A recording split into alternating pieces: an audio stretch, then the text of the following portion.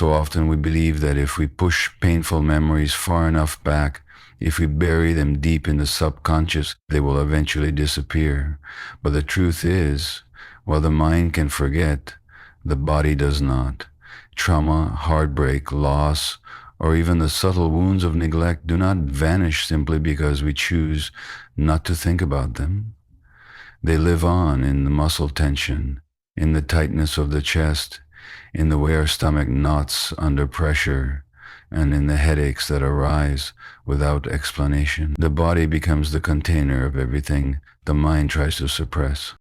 Think about the child who grew up in a household where emotions were unsafe, where raising their voice or expressing fear was met with anger or silence. That child learns to lock those feelings away, convincing themselves they have moved past it. But years later, as an adult, the body carries the weight. Stress hormones remain overactive, the shoulders remain tense, and the nervous system acts as if danger is still around the corner. This is not weakness. It is the body's way of remembering what the conscious mind has pushed aside. This is why people often find themselves in situations where their reactions feel disproportionate. A small comment triggers a wave of anxiety, a look of disapproval creates a sudden pounding heart. These are not just irrational overreactions. They are the body remembering. The mind may not connect the dots, but the body has been keeping score all along. Until we acknowledge this truth, we keep living under the silent weight of experiences we thought we had left behind. The remarkable thing is that the body is not just holding pain. It is also inviting us toward healing. Those aches, that restlessness, that constant sense of unease are signals calling us to look deeper. They remind us that ignoring our past does not free us from it. The body will always find a way to express what the mind refuses to face. And it is only when we begin to listen to those signals with compassion and awareness that real healing can begin. When stress becomes a part of childhood, it doesn't simply vanish when the circumstances change. The nervous system adapts to survive, and that adaptation leaves a lasting imprint. A child who grows up in an environment of constant tension, whether through conflict, neglect, or instability, learns to stay on guard.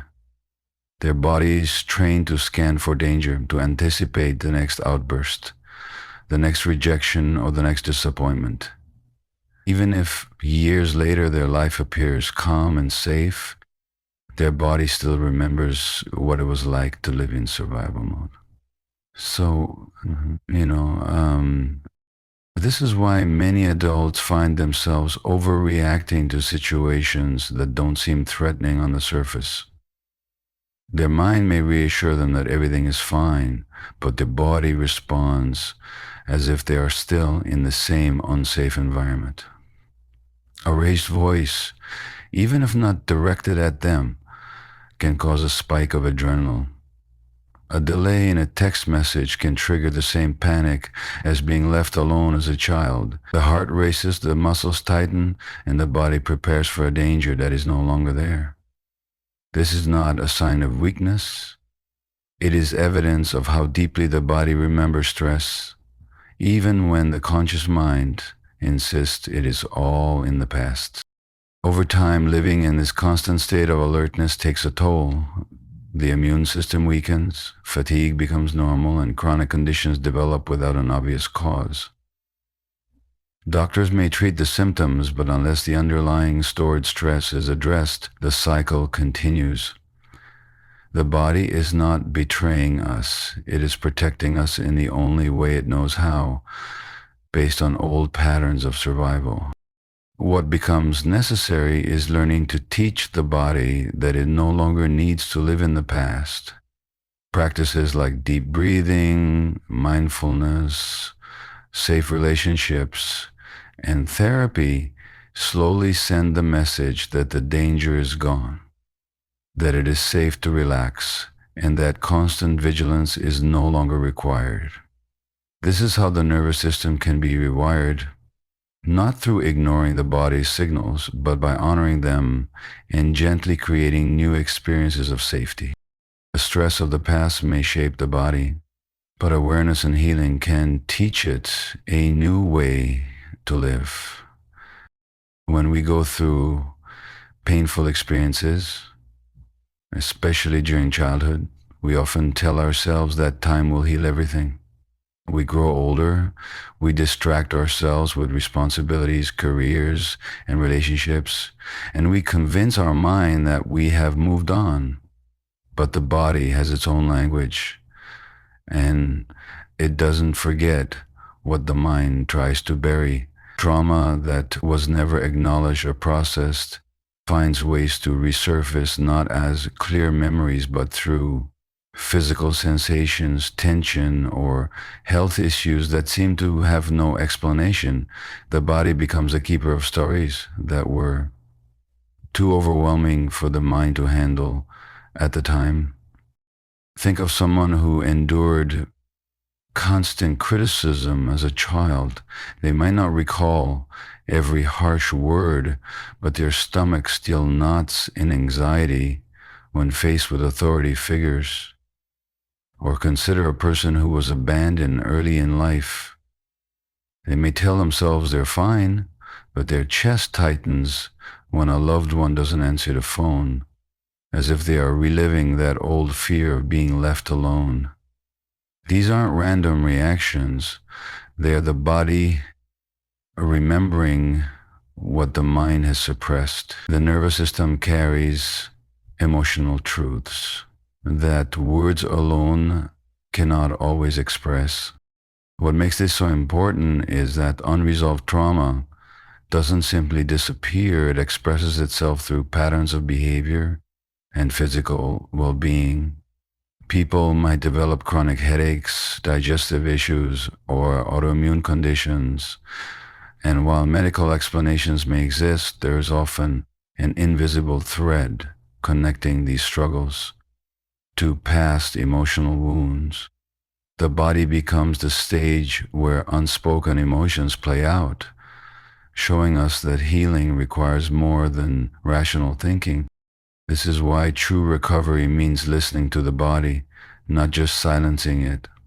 Practices like somatic therapy, mindful movement, and even paying attention to subtle shifts in posture or breath can help uncover what the body has been holding on to. By creating space to feel and release these old imprints, people begin to reconnect their body and mind, bridging the gap that trauma created. In the end, what the body remembers is not meant to punish us, but to remind us that healing is still needed, and that our deepest wounds deserve to be met with compassion rather than denial.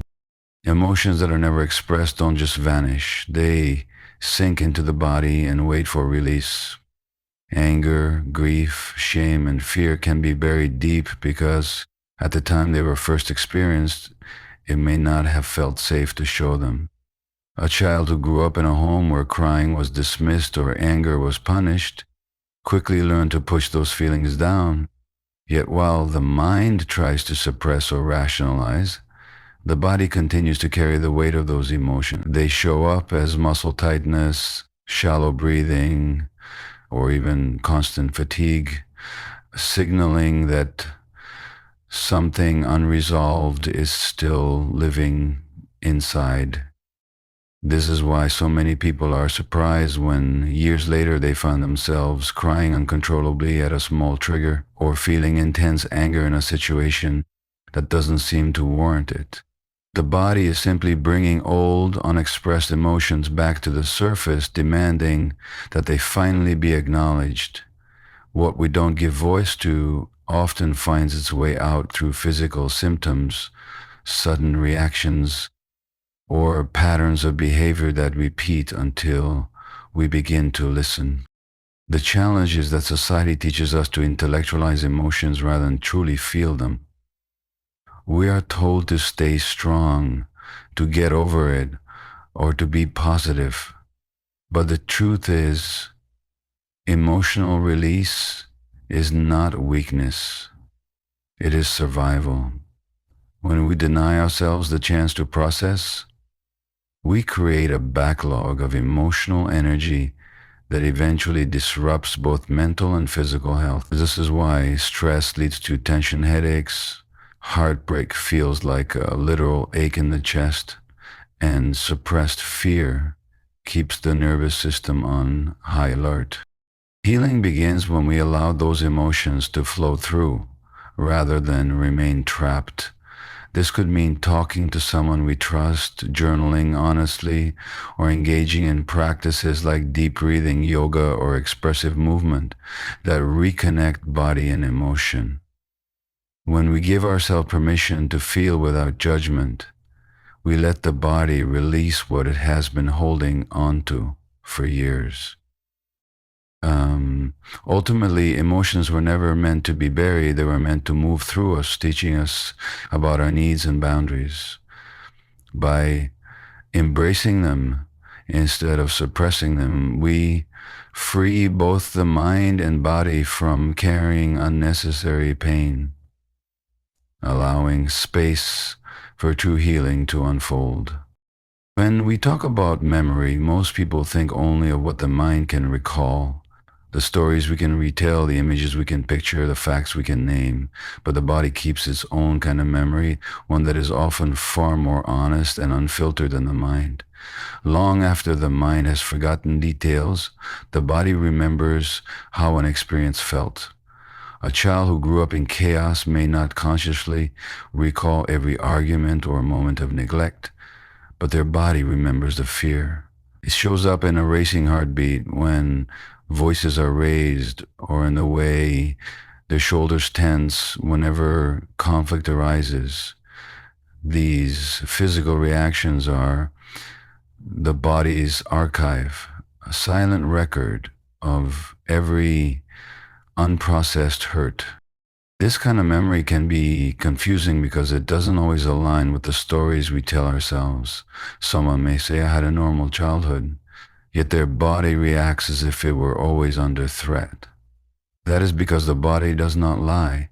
The nervous system holds on to every experience of safety and danger, shaping how a person feels in relationships, at work, and even in solitude.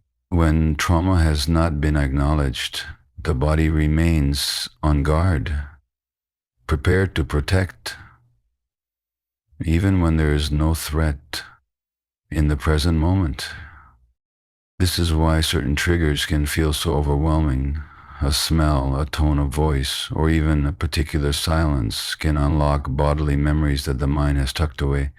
Without understanding this, people often feel powerless or ashamed of their reactions, wondering why they overreact to small things. But in truth, these are not overreactions at all.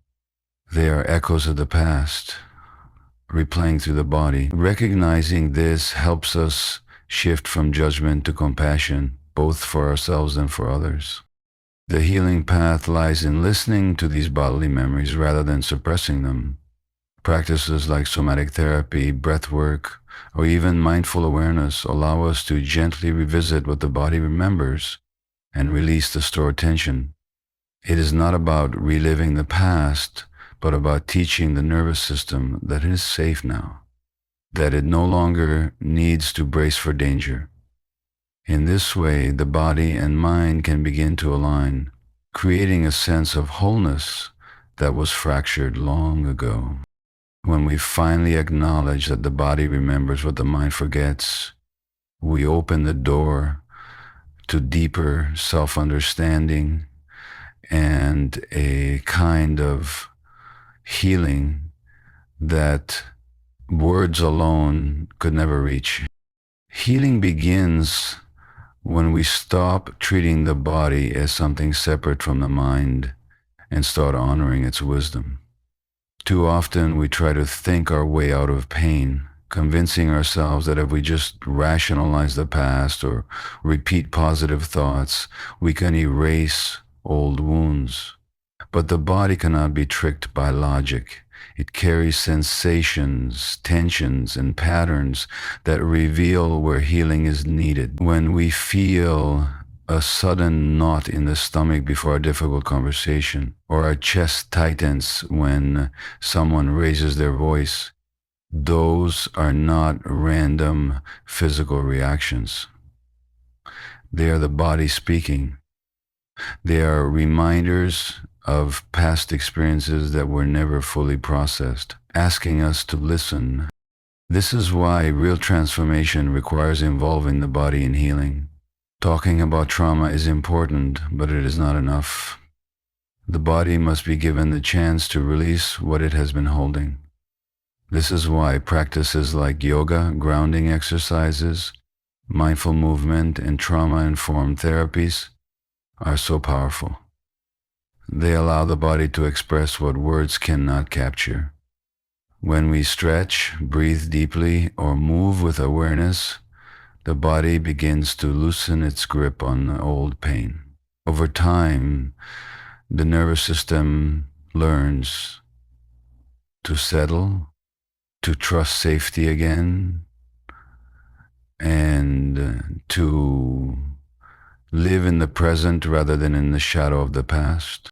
It's also important to realize that listening to the body is not just about noticing pain. It's also about noticing what feels safe and nourishing. The body remembers not only trauma, but also moments of comfort, connection, and love. Paying attention to these experiences strengthens resilience. When you feel warmth in your chest while hugging someone you trust, or relaxation in your muscles during quiet moments, those sensations are proof that healing is happening. By cultivating more of these moments, you remind the body that safety exists, and the mind can slowly follow.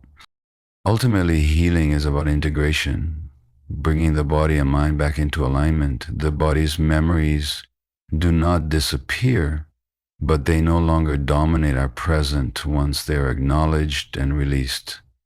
Instead of reacting to life with fear and tension, we learn to respond with awareness and choice. And in that integration, there is freedom.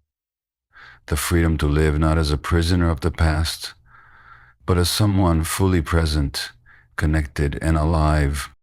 True healing begins when the mind finally listens to what the body has been saying all along.